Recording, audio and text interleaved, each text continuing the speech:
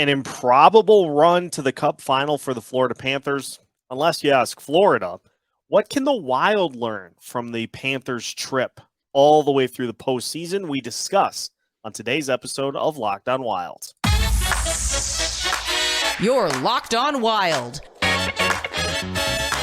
your daily podcast on the Minnesota Wild. Part of the Locked On Podcast Network, your team every day.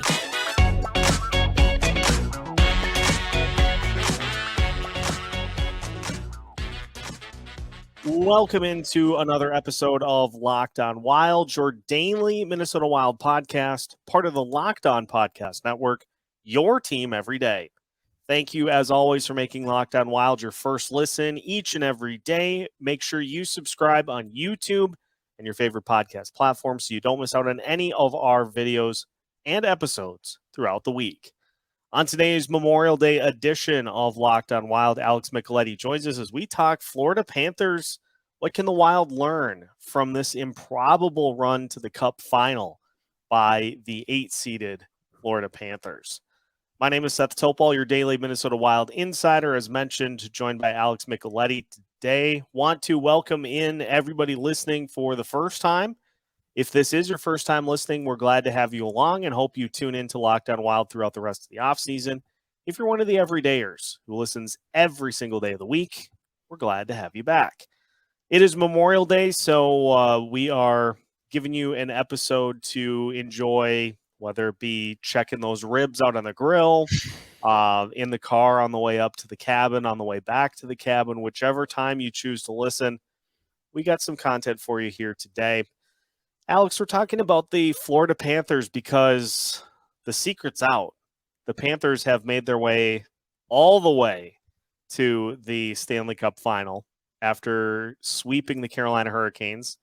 Unless you ask Rod Brindamore, it wasn't a sweep. No, Hurricanes didn't lose.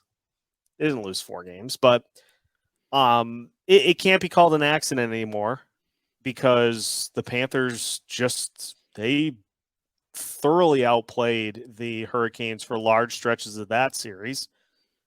The Toronto series, they did the same thing. And they took down the best team in the regular season, the Boston Bruins, best regular season team ever, the Boston Bruins, after falling behind in that series 3-1. And so this run continues, and it has featured just so many unbelievable things, but it looks like a team that just is so confident in what they are capable of doing, and it doesn't matter who the opponent is, they are just running right through people. yeah, Matthew Tkachuk. What more can you say about the guy? It's incredible. He's willing the team to wins. And you got Bob back there, just incredible goaltending. Yeah, it's a team that's confident. I think that's the big thing is they're playing with so much confidence, and they love being the underdog and proving everybody wrong. So it's pretty fun to watch. Let's start by talking about the goaltending. We'll talk about Matthew Tkachuk and him taking it to a whole nother level here in the postseason. We'll talk about Paul Maurice as well to end the show today. But Sergei Bobrovsky had a pretty up and down regular season, which is why we saw Alex Lyon down the stretch for the Panthers trying to win every single game that they needed to even get into the postseason. But then Lyon got hurt and was ineffective in the early part of that series against the Boston Bruins.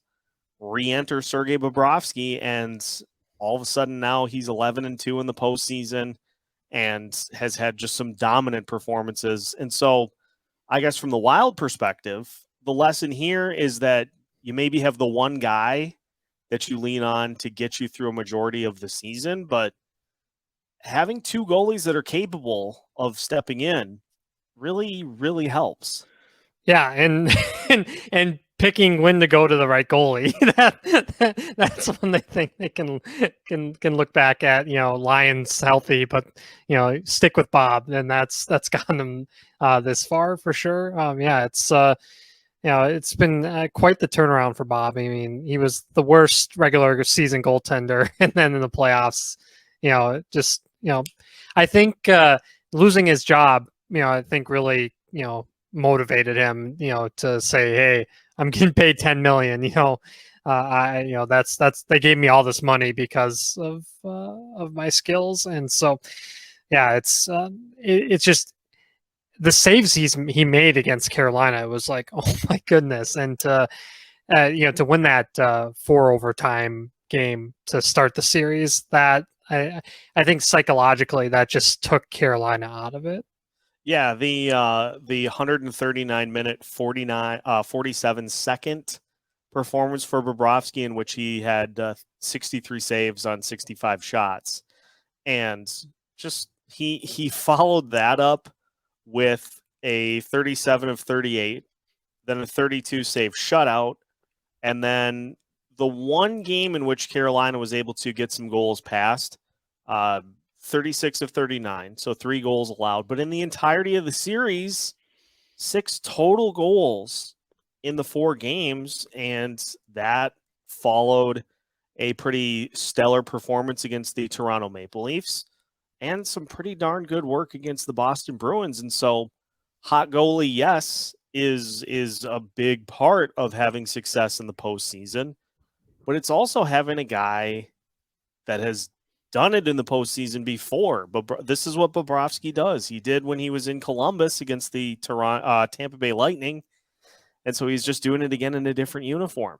Yeah, playoff Bob. He did it with Philadelphia too. I mean, this guy's been around for a long time. He knows how to, what it takes to win, and he's hot right now. It's all about confidence. You get in this mode.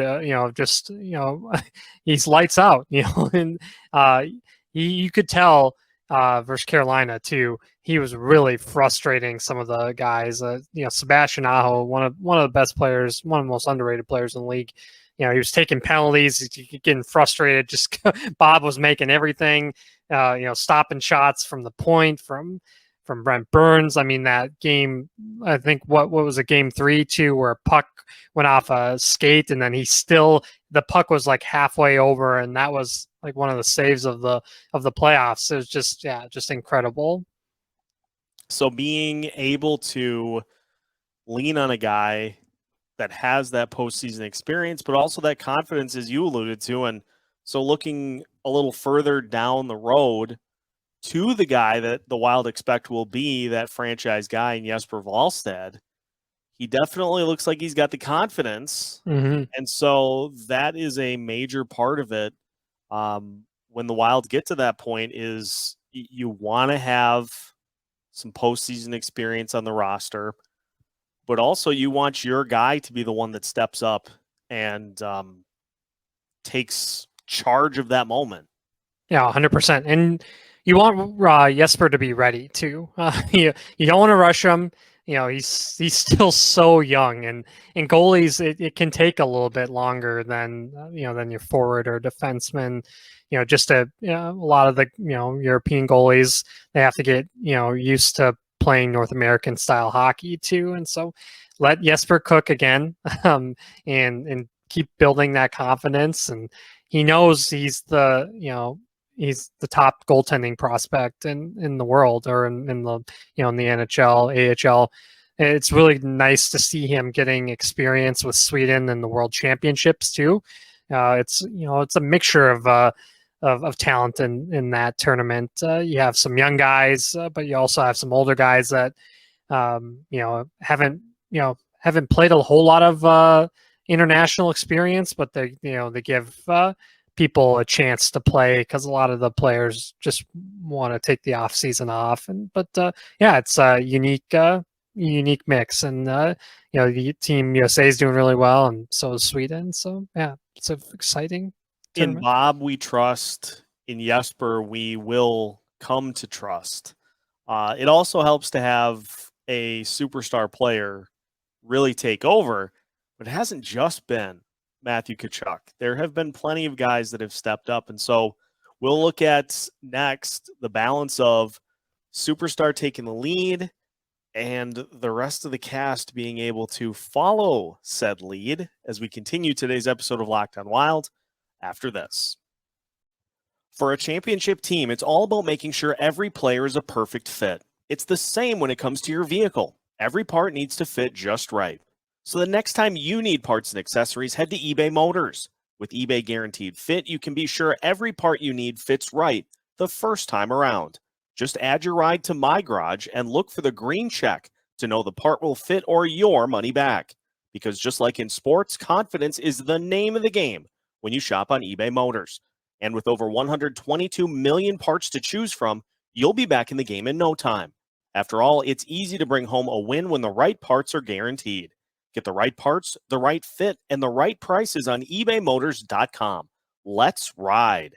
eBay Guaranteed Fit only available to U.S. customers. Eligible items only. Exclusions apply. Continuing today's episode of Locked On Wild, once again, thank you for making Locked On Wild your first listen each and every day. For the everydayers, we've got another player eval for you coming up tomorrow. Matt Dumba. So that one will be interesting. So tune in tomorrow for yet another player eval as we move through the entirety of the roster. Then we're going to start to hit the bigger picture stuff, draft coverage, and we'll mix in some other things as well throughout the offseason too. Seth Topol joined by Alex Micheletti today, and Matthew Tkachuk has been, he has that dog in him. Here in this postseason, has, I believe the count is 9 goals, 12 assists. So he's got 21 points in 16 playoff games. But you look at it too, you've got 3 guys that are nearly averaging a point per game in the postseason. Tkachuk, Carter Verhaeghe, Alexander Barkov. But then you also have Sam Reinhart and Sam Bennett that are playing big roles. And so having that one guy to step up and to lead the way is great. But as the Wild have seen over the last 2 postseasons, it can't be top guy goes nuts, supporting cast goes quiet. Supporting cast does their job, top guy goes quiet. You got to have both be able to step in and to play roles to be effective in the postseason. Yeah, 100%. The Wild coaching staff, if it stays the same, they should just look at Florida game tape. They're getting scoring from all over their lineup. The fourth line had a huge goal for Florida. Eric Stahl made a great pass, and Ryan Lomberg finished it off. He's got the most hilarious nickname, the Lamborghini. That was hearing that was unbelievable. Yeah, they you look at their center depth. They have Barkov as the 1C, then Sam Bennett, Anton Lundell, who was drafted right after Marco Rossi, and then Eric Stahl as their 4th line center. It's amazing, that they have that depth there up the middle. You win up the middle with face-offs and just controlling play. It's been phenomenal to watch, and their power play is so aggressive too. That's something that the Wild can look at. They get the puck to the net. It helps having guys like Brandon Montour and Aaron Ekblad back there. But their decor, it isn't the most flashy in the world. I mean, they have Mark Stahl playing top 4 minutes. It's amazing that they're winning with the other Stahl brother in that type of role, but they're making it work. And they're physical. Gudas, he just hits people. Then Sam Bennett, he takes out Jacob Slavin early in the game, and Carolina was down to 5 defensemen. It was a legal hit, but he's just been playing physical. I've been calling him Yosemite Sam. He kind of looks like the from Rudolph the Red-Nosed Reindeer. It's been a fun team to watch because, like I said, they've embraced the underdog mentality. You have guys that are on their last legs. It looks like Eric Stahl and guys coming back from major injuries like Anthony Duclair. He's been great with Barkov, and so they have depth all over the place. And the way Bob's playing, they're going to be tough to beat in the Cup for sure. And with all of that scoring, they have 15 players that have scored a goal in the postseason, which is just it's insane. But you know who the guy is in those critical moments, and Tkachuk has been the guy in those critical moments. Multiple overtime goals in this postseason. The winner to send the Panthers to the Cup Final. If memory serves me correct, he also had another series winner that advanced the Panthers here in the postseason. And so they're getting everybody to buy into the system. They're playing that physical style where they just are winning puck battles. I saw on Twitter, and I don't have the exact I went back and tried to find it, but the team as a whole essentially completely shifted their entire approach to how they play going into the postseason. They play way more of a dump and chase style than they did early in the season. But then they have guys going and winning those puck battles. So, you can play a dump and chase all day long, but if you don't go win those puck battles, it really means nothing. They win the puck battles, and then they put players in front of the net quickly to be able to get those shots on net and those tip-ins for goals. It's just everybody is bought in to what the objective is and what they need to do in order to make that happen. Yeah, they just wear down teams, right? They just grind them down. Like I said, they have some physical defensemen. The Wild they have some smaller defensemen. They did get Jacob Middleton to try to make them tougher. Just the way they play, they get the pucks out. Aaron Ekblad loves to flip it out there and create odd man rushes. This team has so much speed too. It's you look at Carter Verhaeghe, it seems like he gets a breakaway every game, and that guy has been what a career arc for him. He was on Tampa and they're stuck on their fourth line, and then wins the cups there, and then free agent and signs with Florida there, and heck of a pickup for them. And he's making $4 million, and he had 42 goals in the regular season, and just has been an animal in the postseason. That's a guy that's hungry, that wants to prove everybody wrong, and get a big contract here, after next summer. And so, he's been fun to watch. He's had so much, chemistry with Barkov. And how about Barkov?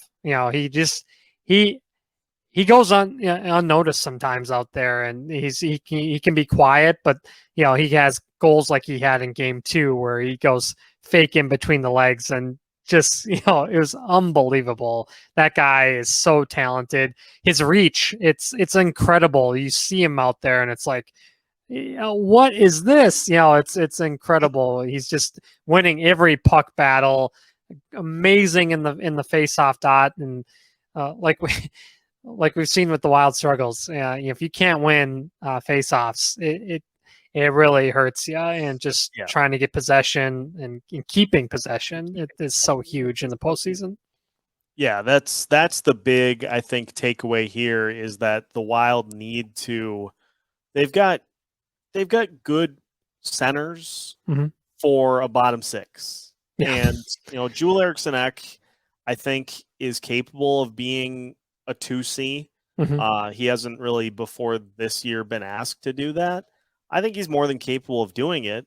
You don't have a 1C, and if you put a bona fide, legitimate 1C up top, and everybody else slots back down into their natural spot, that's going to go a long way for this team in establishing some postseason success. But you lose your best center, and you're rolling with Hartman, you're rolling with Steele, you're rolling with Gaudreau as your top options.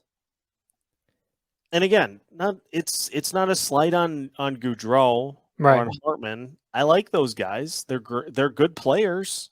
They're not going to win those battles against those upper level guys. They're not Rupe Hintz. Exactly. They're not Rupe Hintz. They're not Joe Pavelski. They're not Tyler Seguin. They're not going to win those battles against those guys. So that's the big takeaway here is that, and we talked about this for the everydayers. We talked about this a couple of weeks ago in the quest for a 1C is all these teams that get into the postseason and have success are just loaded down the middle. Now, face-offs are, depending on who you ask, face-offs can win you games. The Wild have won plenty of games without dominating the face-off circle, but it's what comes next after either a face-off win or a loss that is what has just killed the Wild over the last few years. So center depth, solid 1-2 punch at goalie, and coaching. So we're going to finish today's episode by talking about the Paul Maurice effect, because there has definitely been a Paul Maurice effect. We'll finish today's episode of Locked On Wild talking about just that after this. Final segment of today's episode of Locked On Wild. Once again, thank you for making Locked On Wild your first listen each and every day. For the everydayers, we continue player evals throughout the rest of the week. We'll get to Matt Dumba. We'll get to Jonas Brodin. We'll probably talk about Marcus Foligno as well this week. So we should have some polarizing evals for the rest of the week here. Seth Topol joined by Alex Micheletti. Happy Memorial Day to everyone out there. Paul Maurice has had an interesting season for the Florida Panthers, because everything was going wrong for Florida to a particular point in the regular season, in which there was that profanity-laced tirade on the bench in which he really tried to kind of get his team to snap out of the particular brand of hockey they were playing. Boy, did that work. They figured it out. They put together a stretch that got them into the postseason, and they have not looked back ever since. Yeah, what a hire by Bill Zito to get Paul Maurice. He quit on Winnipeg, and everybody thought that was the end of the road for him for coaching. And Bill Zito called him up and said, "I want you to replace Andrew Brunette after a President Trophy winning season." It was a gutsy move, and he not only was the Maurice move, getting trading Huberdeau to Calgary and getting Tkachuk. It was just incredible. And Paul Maurice, they just play this aggressive style. It's they get pucks right to the net. They wear down opponents. Their penalty kill is aggressive too, and it's just a very, very fun brand of hockey to watch. And kudos to him for after all the chaos he had last year. It's fun to see him in the press conferences. He's winning all the press conferences too. He's hilarious.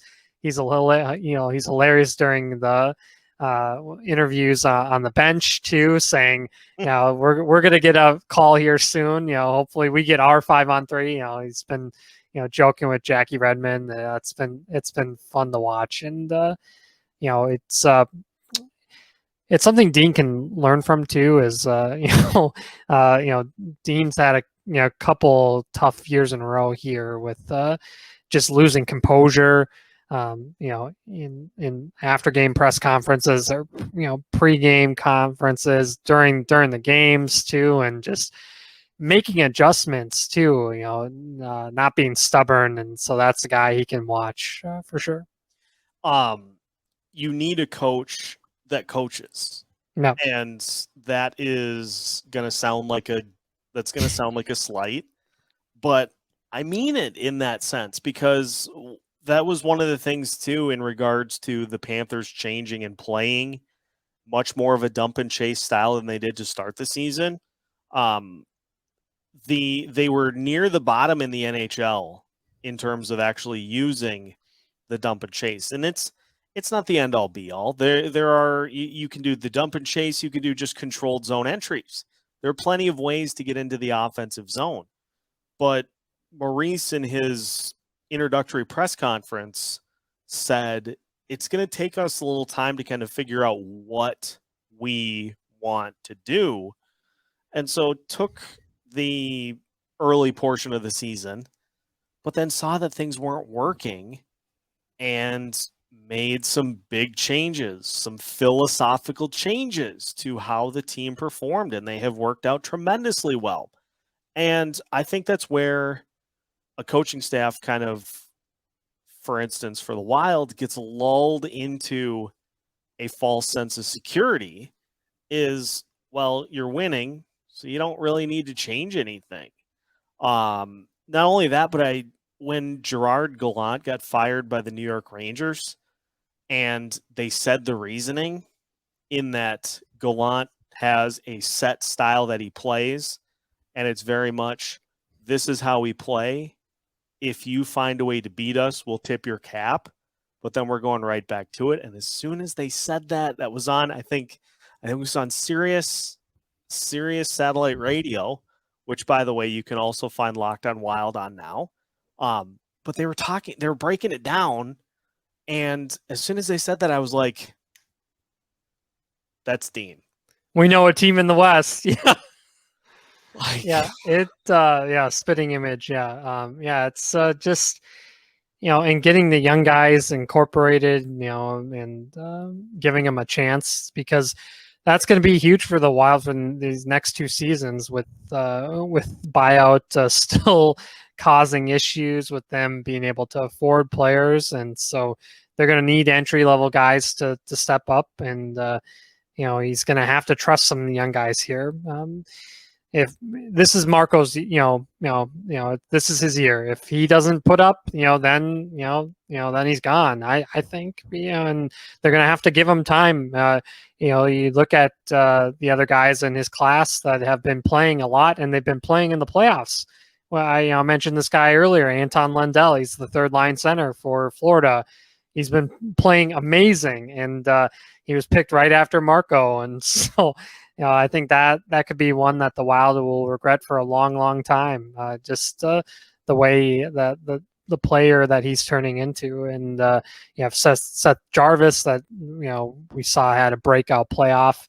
Dawson Mercer, who had a breakout season. And so this is Marco's year. And, hopefully, he takes that fire and has a heck of a off season here. And I'm glad that he's staying in Minnesota. And, I hope he gets stronger and faster, because, the NHL is completely different than the AHL. He can be dominating down there, but once you get with the big boys, it's different. You have to go to war against Anze Kopitar, all these guys in the West, all the top centers. It's tough. Yeah, it's a whole nother beast. And in fact, I think I remember 100% the tweet that you had talking about Anton Lundell, and somebody responded with, would he even be playing here?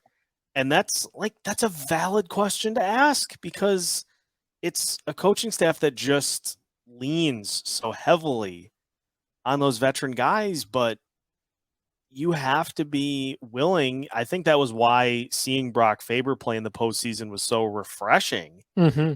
But is that just an exception to the rule, or is that a new trend?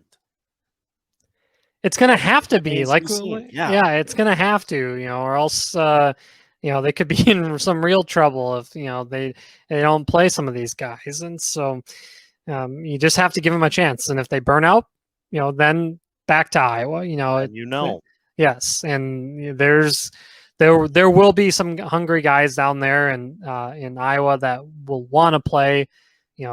Sammy Walker is right there. He's the tweener. And so you have Patan down there too, that is capable of being an NHL player too. So Adam Beckman too. So you have guys that are hungry.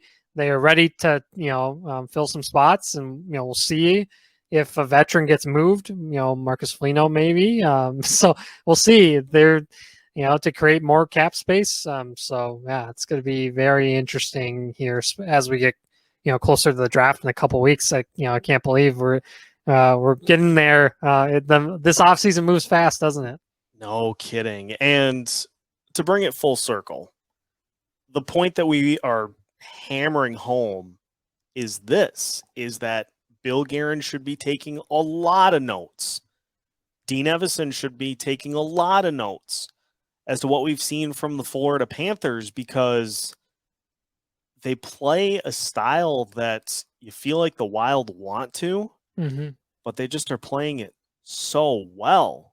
And it's for the reasons that we mentioned. And so if you're the Wild, you got to take a look at that.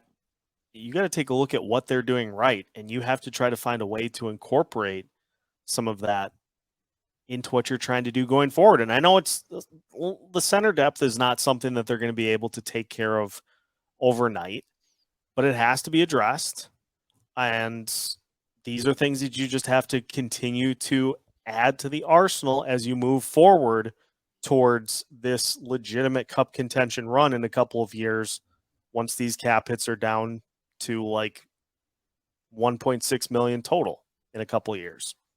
Yeah, 100%. And, it's just, playing with confidence too. Like I said, you can see it in all their players too. It starts from the back end and all the way up front. They have, like I said, their decor, it isn't flashy, but it gets the job done. And Yep. I think with the Wild here, it's gonna be interesting with the back end because you pretty much have your top four solidified, but there could be some moves on that third pairing where they could acquire or sign some heavier type D. A guy that I would love to have on this team is Luke Schenn from Toronto.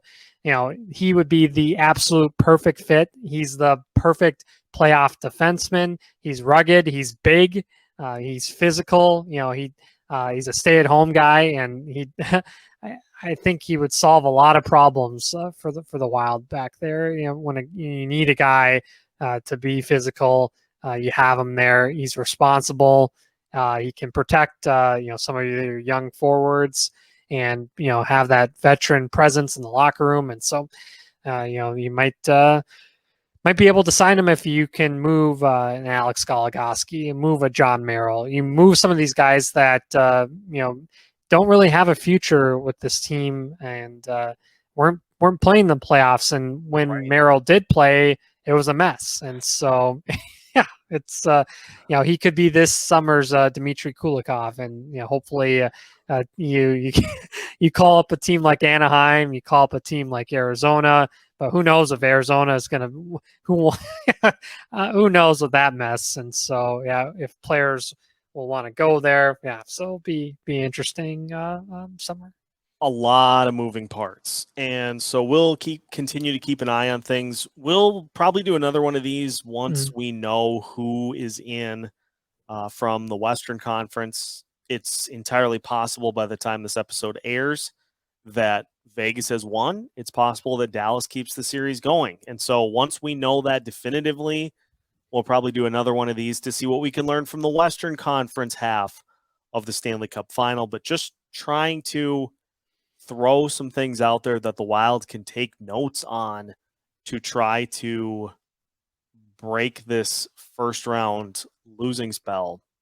So we'll see what happens as we continue through the offseason. But that will do it for today's episode of Locked On Wild. Again, if you are listening to today's show for the first time, we thank you for tuning in and hope that you stick with Locked On Wild throughout the rest of the offseason by following us on YouTube and subscribing on your favorite podcast platforms, which includes Apple, Spotify, Amazon Music, and now SiriusXM. Yes, Sirius Satellite Radio. We are now on SiriusXM on the SiriusXM app. If you're an everydayer that tunes in every single day of the week, we thank you as always for tuning in, and we look forward to joining you again tomorrow. Either way, make sure you follow along on YouTube, your favorite podcast platforms, so you don't miss out on any of our new content throughout the week. We have new episodes every Monday through Friday as part of the Locked On Podcast Network.